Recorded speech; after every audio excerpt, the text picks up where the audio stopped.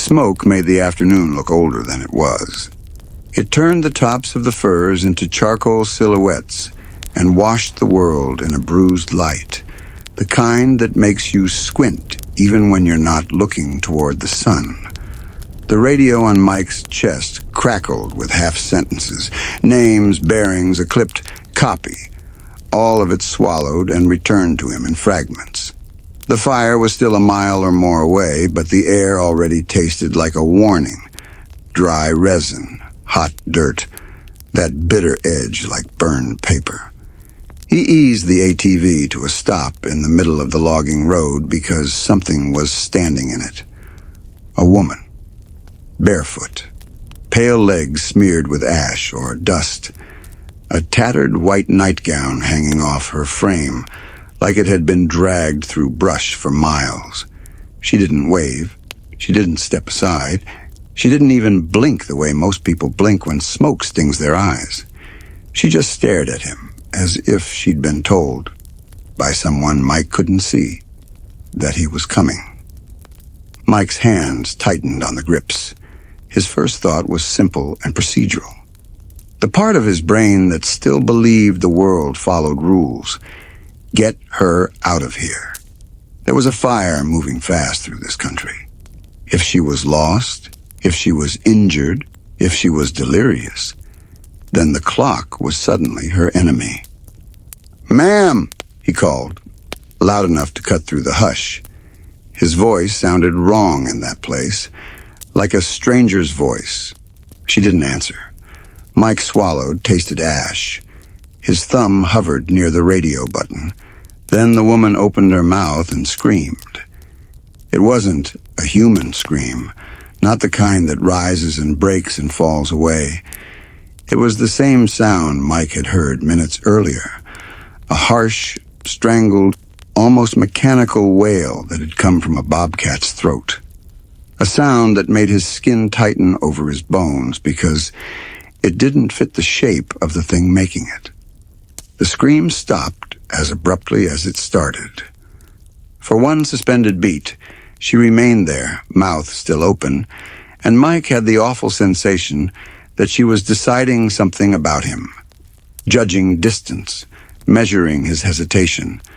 Then she moved, not toward him, toward the tree. She ran with a kind of certainty that didn't look like panic.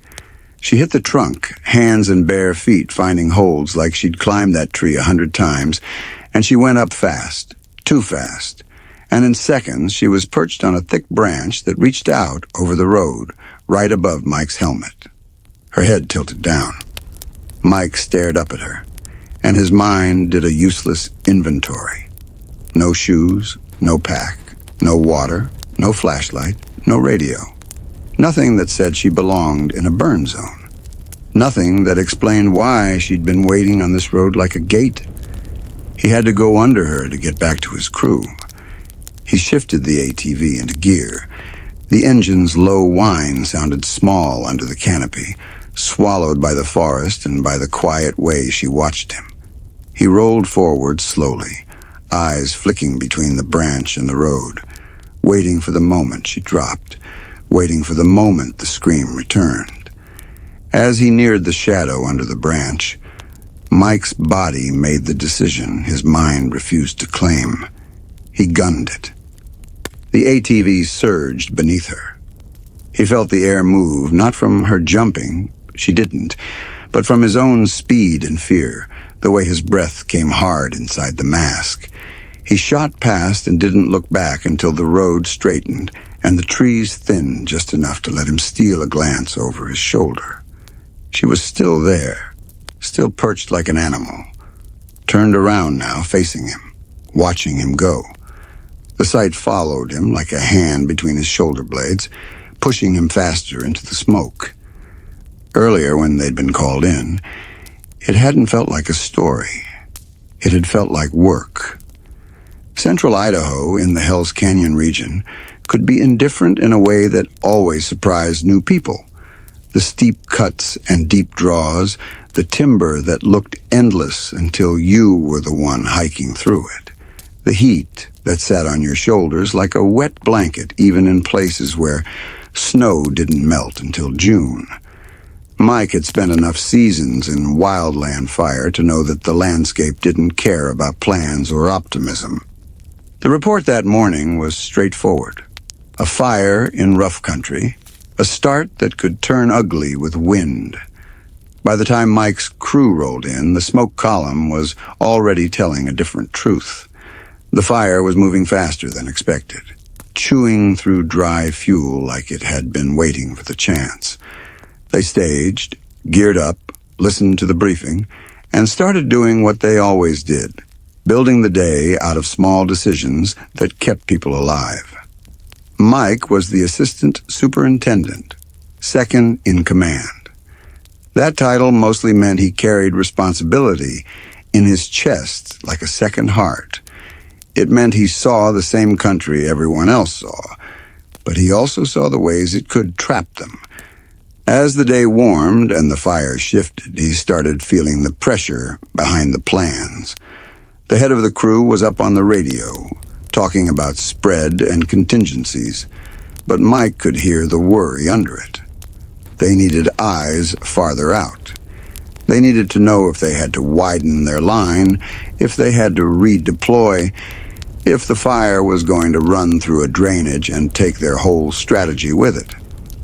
"I'm going to scout ahead," Mike said. It wasn't bravado. It was triage. The superintendent looked at him for a beat, then nodded.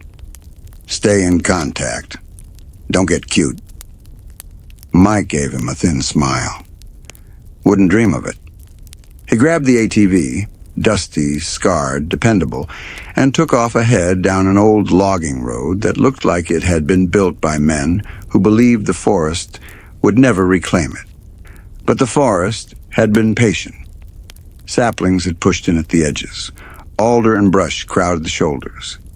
The track was rutted and narrow, the kind of road that didn't show up on casual maps, the kind you found because someone before you had needed to drag something heavy through the trees.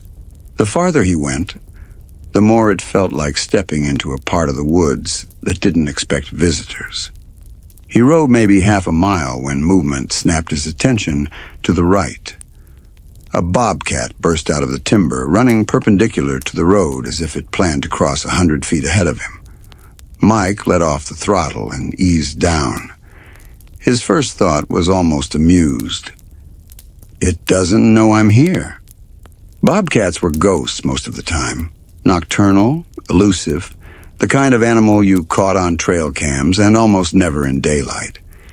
He pictured it reaching the road, seeing the ATV spooking and vanishing back into the brush with its tail low. Instead, the bobcat ran straight into the middle of the road and stopped. It turned and faced Mike. The posture was wrong. Not curious. Not startled. Aggressive. Shoulders squared, head low, legs planted, as if it had decided this road belonged to it. Mike rolled to a full stop and stared at the animal, trying to make sense of his own unease. "Hey," he said under his breath, like saying something might remind the world how it worked. "Come on." The bobcat didn't flinch. 10 seconds can be nothing. 10 seconds can also be long enough for you to realize you're alone, and something in front of you isn't behaving like it should. Mike felt the hair lift along his arms beneath his Nomex. He watched the bobcat's mouth open, and then it screamed. The sound hit him like cold water. It wasn't the yowl he expected. Nothing feline. Nothing that matched the compact, muscular body in front of him. It was a scream with a human shape to it, high and ragged and wrong, as if the forest itself had tried to imitate a person and failed. Mike didn't reach for his tool. He didn't move. He just sat there, stunned, with the ATV idling beneath him, feeling the scream vibrate in his ribs. It stopped.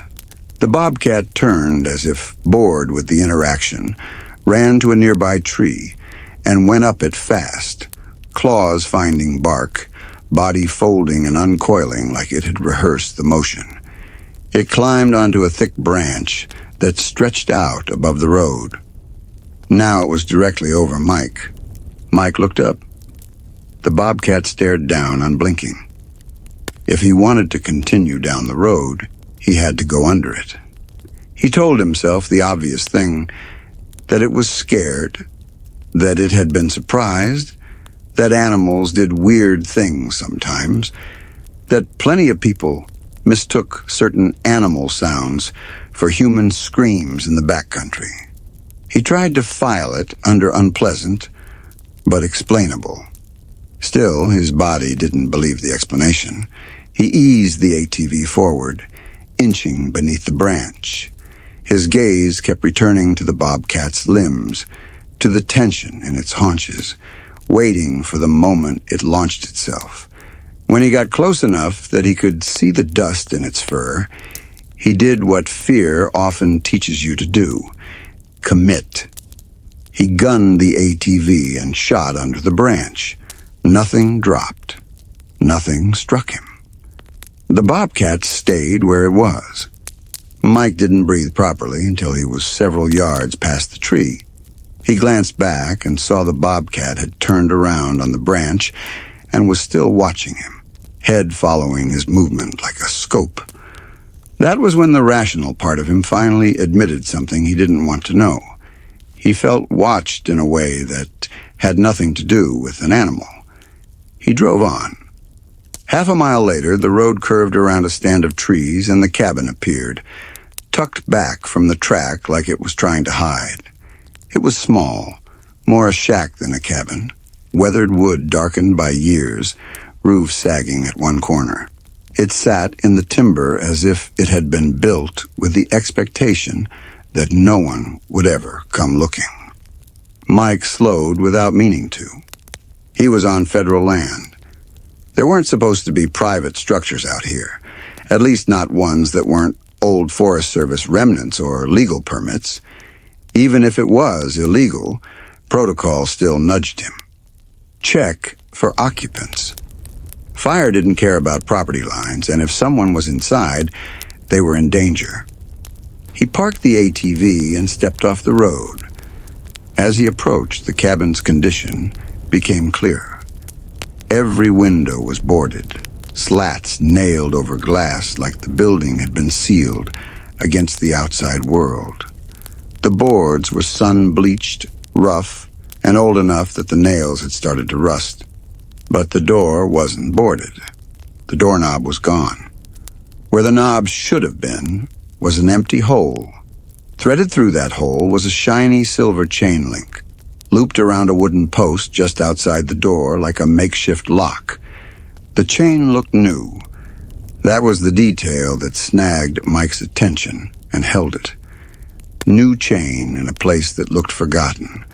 New chain on a door in the middle of nowhere on a road that didn't see vehicles. Someone had been here recently enough to improvise a lock, and they didn't want something getting in or out. Mike crouched and leaned toward the hole where the knob had been, trying to see inside. It was dark, thick dark, the kind that swallowed the outline of furniture and made every shadow feel alive. He could have walked away.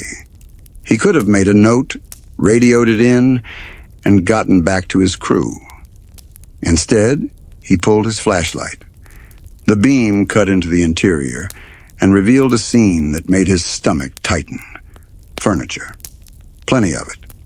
A table, chairs, maybe a small dresser.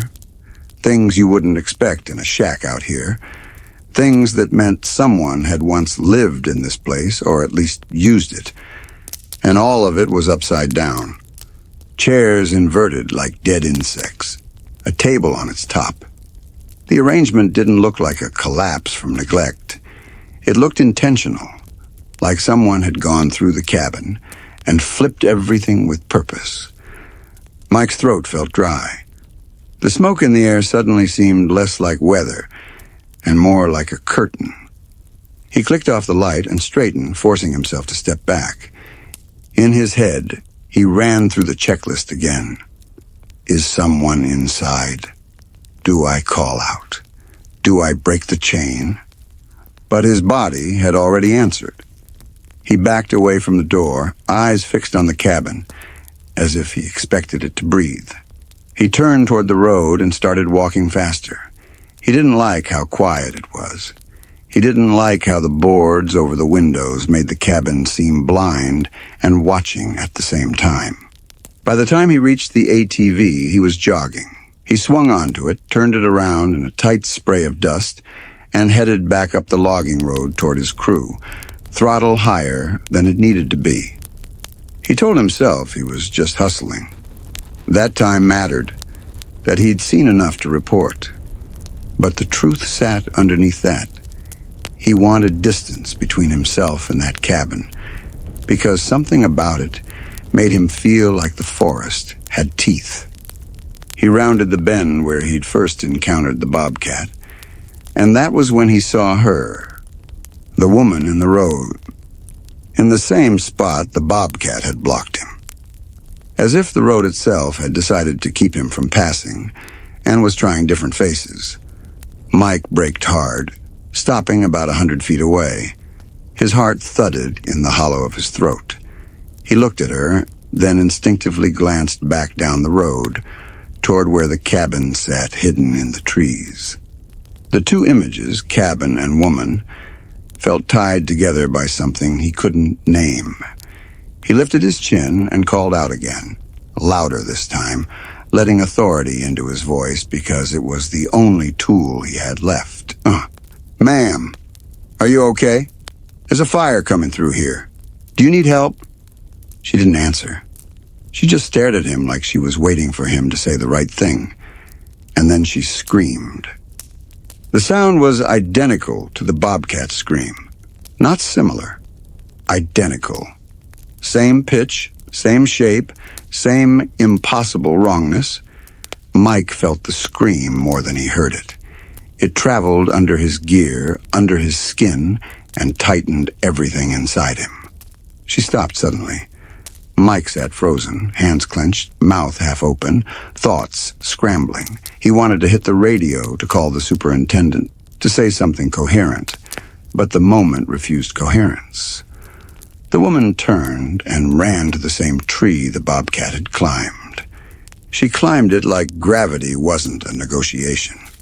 She went up fast and sure, reaching the branch over the road and perching there, barefoot, nightgown hanging, body balanced in a way that looked practiced. She stared down at him, mouth open again as if the scream was waiting behind her teeth. Mike had to go under her. The road behind him was narrow, hemmed by brush and trees. He could turn around, yes, but he also knew the longer he stayed, the more the fear would take over his body, until he couldn't make good decisions at all. He needed to get back to his people.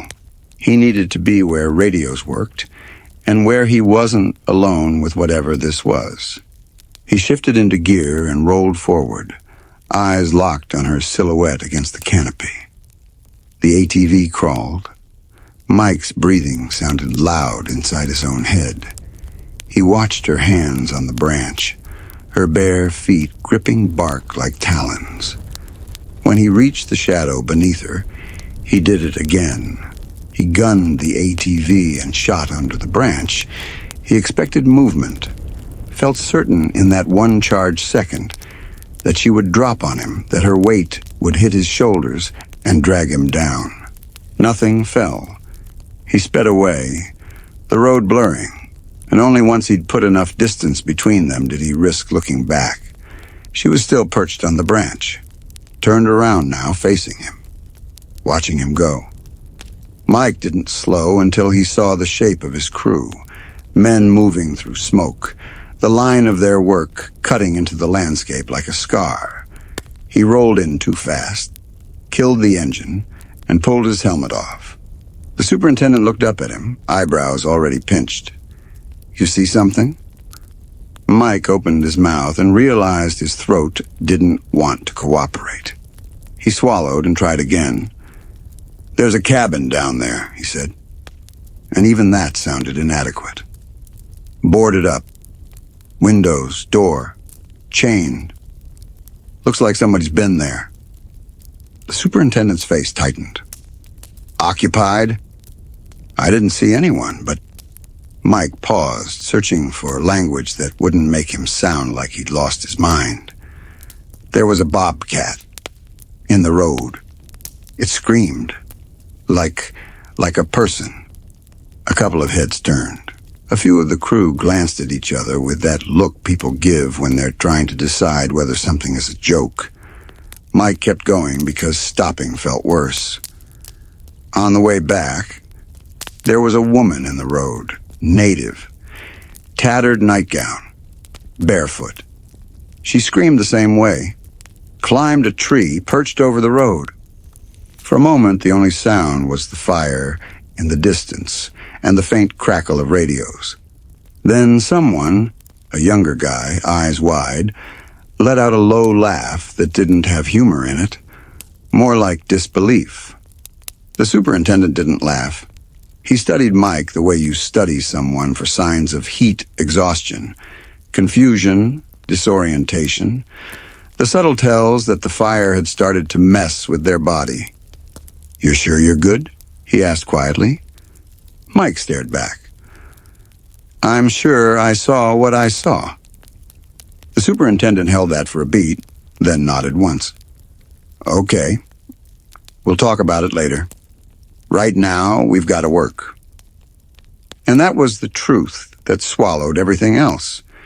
The fire didn't care about cabins or bobcats or screaming women in trees. The fire demanded attention, demanded labor, demanded the kind of focus that pushed the strange to the edges of the mind. They fought it. They worked through the day and into the night, doing what crews do, digging, cutting, burning out when they could, shifting as the wind shifted, taking their breaks where they could steal them, watching each other for the kind of fatigue that gets you killed. Mike kept functioning. He followed orders. He gave orders. He did his job. But the image of that branch over the road stayed in him like a splinter, and every time he passed under the dark line of a tree limb, he felt his shoulders tense, as if expecting weight to drop. When the assignment ended, they packed up and left, rolling out of the forest like they were leaving a different world. They didn't go back for the cabin. They didn't go back for the tree. They had done what they were there to do, and the fire had taken the rest. A couple of days later, Mike was in a bar in the nearest town, close enough to the forest that you could still smell smoke on people's clothes, close enough that the talk was all about wind and acreage, and whether the worst of it had passed. The bar was dim and ordinary, the kind of place with beer signs in the window and the hum of conversation that made you feel less alone. Mike sat with a drink he wasn't really tasting, listening to the cadence of other people's stories. He could have left it alone. He could have filed the day away under weird things happen in the woods and tried to let time do its softening work. But the chain on that door had looked new, and the furniture had been upside down, and the scream, God, the scream, had lodged itself in him. He saw a local at the bar, a man with a weathered face and the casual posture of someone who'd lived near wild country long enough to stop romanticizing it. Mike struck up a conversation the way people do when they don't want to announce their fear. They talked fire for a minute. They talked about roads and old cuts, and how that country could swallow you if you got careless. Then Mike leaned in slightly, lowering his voice as if the bar itself might listen. "Hey," he said, "you ever heard of any buildings out in that section of forest?" The local lifted an eyebrow. "Buildings?" "Cabin," Mike clarified. "Small, off an old logging road. Windows boarded, door chain." The local stared at him for a beat. Then he gave a short laugh that didn't reach his eyes. "You went down that road?" Mike's throat tightened. "I guess I did." The local took a sip of his beer, then set it down slowly. Only building I ever heard of out there, when I was a kid, was some cabin where some crazy lady thought of herself as a witch. He shrugged like he didn't care, but his fingers worried the edge of the glass. Apparently, she had a bobcat for a pet. Folks told us to stay away from there. Mike held the man's gaze. A bobcat, he repeated, and the word sounded thin. The local nodded once. That's what I heard. Mike didn't know what to do with that. Witch, pet bobcat. A story adult told children so they wouldn't wander too far.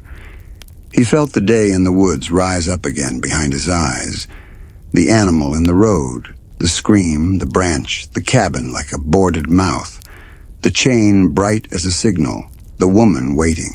He forced his voice to stay steady. You ever see her? The local shook his head. No, never wanted to. Never heard of anyone who did and came back smiling about it either. Mike stared down at his drink. The ice had melted. The glass sweated onto the bar like the air was still humid with smoke. Tangible things had happened. A fire, an assignment, a road, a cabin, a chain, a choice to go under the branch because there was no other clean way forward. Mike had returned to his crew. He had done his job. He was here in a bar, alive, with other people around him. That was the resolution the world offered him. But the residue, the part that didn't settle, was the way the bobcat had looked at him as if it recognized him, and the way the woman had been waiting in the same place, and the way her scream had sounded like a copy of something that had happened minutes before. Mike finished his drink. He left the bar not long after, stepping out into air that was cooler and clearer than the forest had been. He stood for a moment on the sidewalk, letting the night settle around him. In the distance, beyond the dark outline of hills, the fire country still held heat. Somewhere out there, an old logging road still cut through timber. Somewhere out there, a branch still hung over that road like a question. And Mike couldn't stop thinking about that chain. How new it looked against the old wood, as if someone had been there recently, as if someone or something still cared enough to lock the door. This was Midnight Horror Society, dark curiosity for sleep. Until your next midnight session, sleep well.